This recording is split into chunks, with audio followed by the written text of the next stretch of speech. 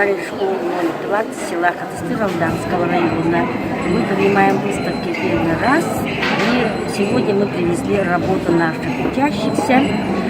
Конкретно работы по бисеру, картины из пластилина, картины из перьев. Они касаются все эпоса, это местного сказителя венкийского Трофимова.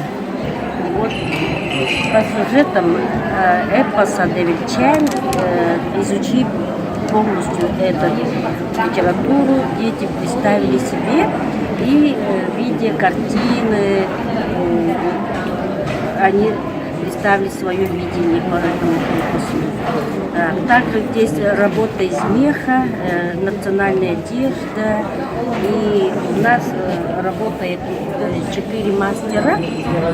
Один мастер представляет резьбу по кости, и она представила тоже сегодня работы свои.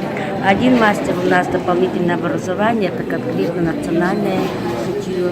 С помощью, обучая девочек, выделывать шнуры и сделать из них различные одежды, национальные одежды.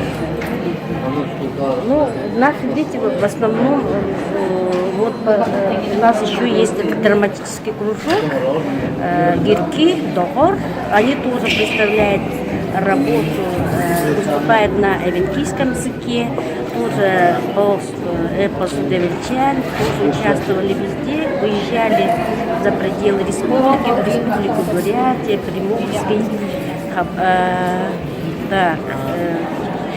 Амурскую область. И в этом году наши школьники приняли участие в международной олимпиаде по олимпийскому языку. Это в городе Благовещенске с выездом в Республику Китай.